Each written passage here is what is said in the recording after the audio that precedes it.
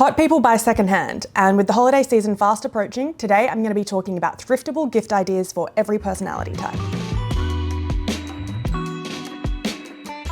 Now, in this corner of the internet, we know that gender is a construct, so this isn't like a gifts for him, gifts for her type situation, but rather I've created 8 categories or like themes that you can think of gifting in, which will hopefully start to get those wheels turning when you're thinking about buying things for your loved ones. If you're new here, my name is Georgia and I am okay with my hands, not good, not bad, but trying to be better. Basically, I'm all about trying to live a creative and stylish life without screwing my bank account or the planet. So on here, you'll find a lot of DIY, upcycling, thrifting, bit of personal finance, just general lifestyle of a gal in her 30s in Sydney. So if any of that is interesting to you, I would love to have you subscribe. Also, I forgot to mention, but I made this simple holiday spending tracker. It's just a Google sheet to help keep all your gifts under budget, make sure you don't forget anyone or you're spending similar amounts on the kids. I'll pop the link for that in the description if you're interested. So in today's video, I'm going to be talking about my approach to gifting, then I'm going to get into the bulk of like the different personality types and some gift ideas for those people.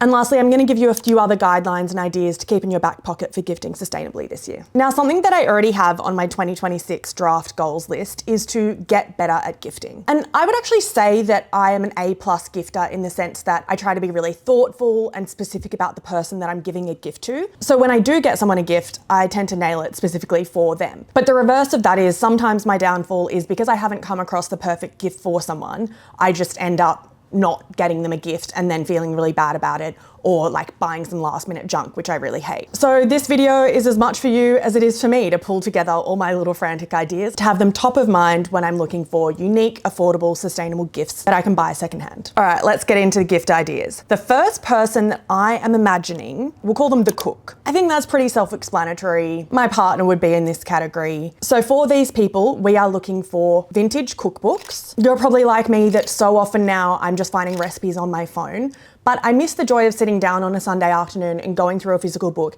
and planning out what you're eating for that week. In the op shop, you can find a lot of the classics, like, you know, the big Stephanie Alexander Bible type things. But what I really like to do is theme them. For example, a cuisine, like if they went on a holiday to Greece that year, or they really want to or something, getting a series of Mediterranean vintage cookbooks. Or maybe something under the theme of hosting a dinner party, like a salads book, a hosting book, a tablescapes book, that sort of thing. Next up for the cook is retro servingware. Don't even get me started. Like, the thrift is stuffed to the gills with really cool vintage servingware. Personally, I love something a little kitsch, like with some text on it. I bought this amazing platter that had a recipe for strawberry pie on it. I think that's really cute. Or like colored glassware I'm really into. Glassware that has interesting shapes, that's like not necessarily practical, but good for a cocktail. That sort of stuff is really good to buy for people. But you know your loved one better than I do, so just head down that aisle and I'm sure you'll find something. Third, cast iron pans are revered by cooks for a reason. They're built to last. A Le Creuset is like hundreds of dollars. So if you can find one of these secondhand in the op shop or also on Facebook Marketplace, and all of these things that I'm listing, Facebook Marketplace, eBay applies, the cast iron seasons better as it cooks. So getting a secondhand, like really good quality, some brand that's been around for a really long time, a home cook will love that. My fourth idea for the cook is a little artwork for the kitchen. For example, if you've gone out for a really nice meal with this person, keep the menu, then thrift a frame and pop it in there. The smaller the better. I really love like a teeny tiny little artwork in the kitchen. I just think it adds a lot of personality. And they'll think of you every time they're cooking and then think, oh, I should invite her over for a meal. If you're a really good friend, get a little secondhand basket, make a hamper with all of these things. Maybe go to your local gourmet grocer and get them a little like chili oil and fancy salt.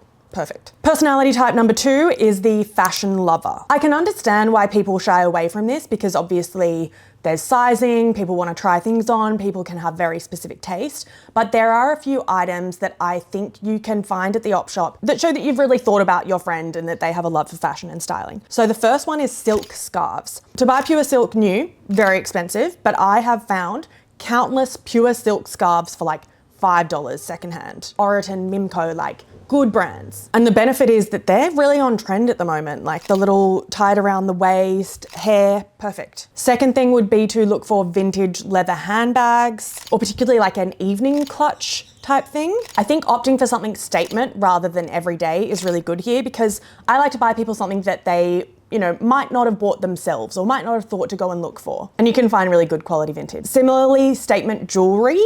I guess when I'm imagining this, I'm imagining my own taste, like bold gold and silver earrings. I got these at the op shop the other day for $3. You can make a little gift pack with these. A good watch, very on trend at the moment, and I see them at the op shop all the time, like a gold and silver two-tone watch, very cool. And it's normally not too expensive to get watches fixed at the watchmaker, and if it's broken at the op shop, it's often very cheap, so you could pick up a watch, go and get it fixed, give it to your loved one. Next for the fashion lover would be to keep an eye out for fashion coffee table books. Obviously, you'll want to have a bit of a sense of what sort of brands they like, because you don't want to get them like something tacky that they feel obliged to put in their house that they don't actually like. But if you do think this is their thing, it's a great thing to put a saved search on Facebook Marketplace or eBay for. Overall, for fashion, I generally just say like stick to accessories and not shoes or clothes because they require accurate sizing. Our third hypothetical friend is the art fiend. Vintage art is such a good thing to thrift. Most of the art in my house is secondhand. Op shops are full of it. Even set aside half a day, set aside an afternoon to go and check out like 4 or 5 op shops, you'll find something for sure. And then similarly, frames. Often I'll find an artwork that I don't really like, but it's in a cool frame and it's worth me buying the artwork for $10 just because the frame is nice. Frames are easy to upcycle with paint or a bit of varnish, and you can put anything in a frame and suddenly it's cool. Get some kid you know to do an ugly little painting. Or better yet, put a really nice old photo of you and your friend in there. But this actually brings me to my favorite 2 ideas for this. You've got your thrifted frame. Look around the op shop for anything cool. You can stick it in a frame and suddenly it's art. I have up on my wall a tea towel. Quirky little tea towel, stick it in a nice frame, she's on the gallery wall. Postcards, rugs. If you see something and it reminds you of your friend or family and you're like, I don't think they want another tea towel, just think about if it could go in a frame and be art. If you want to get even more personal and show that you've really put in some effort for them, this is my secret hack. Go onto your local state library and they have a whole archive of all sorts of things in the city. Then search something that's relevant to your relationship. For example, this artwork up here. My partner Jai, his family had an Indian restaurant for 40 years. They sold it in April this year. It's obviously what my boyfriend grew up in. It's been very significant to his parents' lives, and it was bittersweet for them to sell it. I went on the Western Australian State Library website, looked up the street it was on, and I found that an anthropologist had been taking photos over several years across Hay Street. The rush I felt when I found this photo of the front of their restaurant from, I think it was 1986, with this cool vintage car on the front, and you license it for like $15 or something. Maybe it was more than that, maybe it's $45. And then you just pay for the printing. I think that was maybe also $30 for an A3 photo print. I got one made for him, his sister, his mum, and his uncle. Just put it in a cheap frame. Voila, beautiful, thoughtful gift. Next up, the bookworm. This is short and sweet because obviously books. You can find so many books secondhand. An idea that's a bit more elevated than that is bookends. I had on my thrift wish list last year Onyx bookends. I'm obsessed with them. I feel like often on Marketplace is a place to look for these. It's just something special that people often wouldn't think to buy for themselves. Lastly would be a bookmark. So what I'm thinking for this is you DIY something. I haven't done this myself, but my housemate used to make paper from leftover scraps of paper. So making a bookmark, maybe attaching like a bead from some broken jewelry that you found at the op shop. If you've got a slight creative itch in you, I think this would be really fun to make. Our 5th buddy is the homebody. This might just be a friend that you know is really into home decor, or it might be someone that's moved this year or is about to move, and you just want to give them something that says, I want to acknowledge this milestone in your life. First thing, this has a little bit of a DIY bent to it too. Making candles in secondhand jars. I feel like all the time at the op shop, I see like lots of vessels in the kitchen crockery aisle. So find some cool glasses or old jars, just interesting containers, and then make candles. You can find candle making supplies online, find a scent that you like, make a big batch. I think this would be really good for like school teachers, a group of friends that you want to get them all something similar for, or just like add to a little hamper. Great fun project. Next idea is ceramics. Much like the retro servingware from the cooks list, you can find so many cool little ceramics and just like, you know, like baskets and vessels, literally like right just next to me. These are both little op shop finds. They just add a bit of personality, and I love when I'm given something like that from a friend. Next suggestion, I am a fiend for these, but lamps. You can find really cool, unique lamps at the op shop. A homebody hates the big light, loves the little light. Get her a lamp. Then you're gonna head over to the textile and doona cover section. If you're lucky, you're gonna find a nice throw blanket, bright color, looking at a green one over there. These ones I do think can be a little bit trickier because if they're not used just lightly, then, you know, it can be a bit not something you want to give as a gift. But again, something that Facebook Marketplace is good for. Because often I will see like real estate or video stylists will resell things that they've used for a shoot that they don't need anymore. And while you're in that textile area, you're gonna look for a cool fabric. This one can be used as long as it's not stinky, and you're gonna make some cushion covers. I actually need to do that myself. These ones are kind of gross. Even if you're not a big sewer, cushion covers are really easy to start with. You don't have to make them with zips. And you're gonna be giving them something that no one else will have because it's literally from like a thrifted piece of scrap fabric that is not available in a big store. Number 6 is your friend who is into the finer things in life. And this person you might not find something in the op shop for, but I wanted to include it because, and I've mentioned Marketplace and eBay a couple of times now, and I might be shooting myself in the foot here because now I'm gonna have more competition. Don't take this advice if you're in Sydney. But if you know that your friend has a signature perfume or cologne or a certain type of makeup that's a bit more high end that they really like, put a saved search on Facebook Marketplace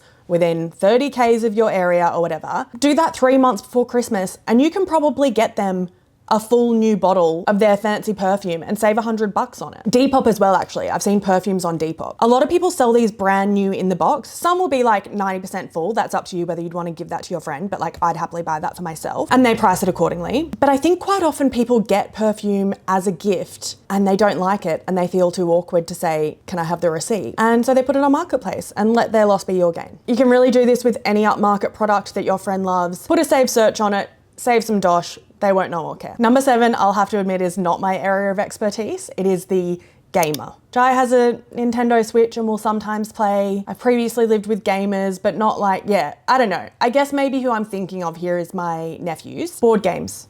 So many board games in op shops. So cheap. Also, Facebook Marketplace. People will move or their kids have outgrown them and they're like, get them out of here. Find them a cool board game. Quirky mugs. I don't know why, but for some reason this goes hand in hand for me with gamer culture. Maybe also bookworm culture, but I imagine the ideal mug looks different for those two people. If they're really into some particular world, then definitely keep an eye out for merch, both online and in store. I actually come across a lot of merch in secondhand stores. Just gotta be right time, right place kind of situation. A third idea would be thrifting like storage bins and organizers, because I do know that often gaming comes with a lot of paraphernalia, especially if you're like a merch collector type vibe person or have the physical games themselves. So that's a good thing to think of. Now, our 8th friend is the boozer or the entertainer. This can overlap with a lot of these people. None of us exist in a vacuum. All of us are all of these people to an extent. I thought of this because last year I did this upcycle project with stainless steel where I etched a design into a cocktail shaker. I did this using my Cricut. I created a stencil and then applied a chemical onto the open part of the stencil.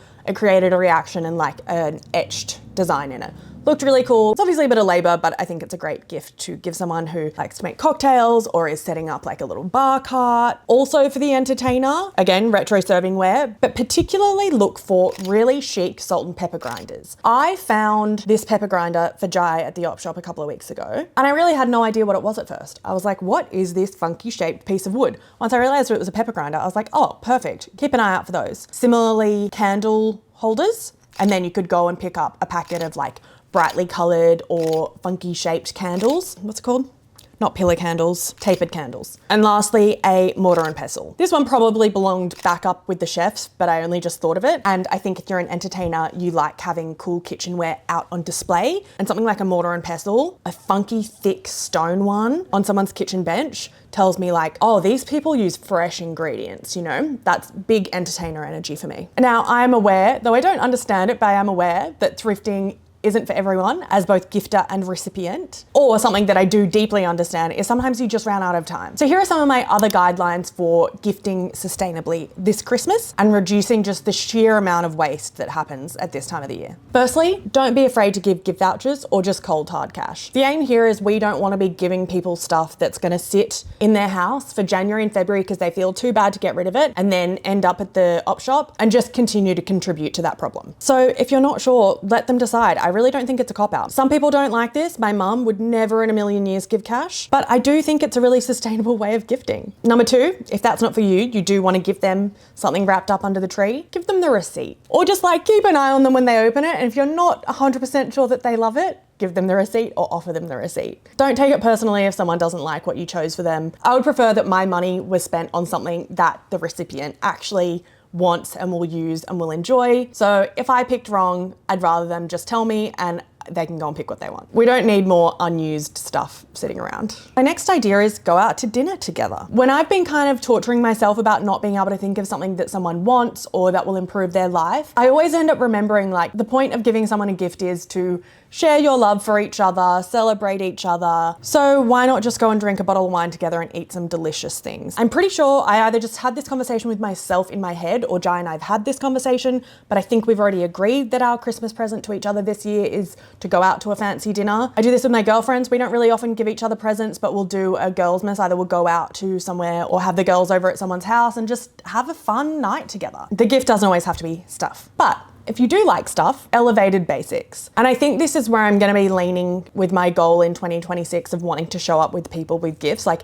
if I'm going to a dinner party, I'm not gonna like give them $50 cash. But the way that I'm thinking now is what are things that people will always use and then just choose the version of that that costs like 20% more. With the idea being I wanna give them something that they wouldn't buy themselves. So like really nice olive oil, really nice sea salt, pickles, really cool pickles, an amazing chili oil that's like locally batched in your cool neighborhood of your city. Wine is obviously a go-to, but like a cool version of a trending alcohol, like vermouth is in a lot of cocktails, and I recently got a black walnut vermouth for someone.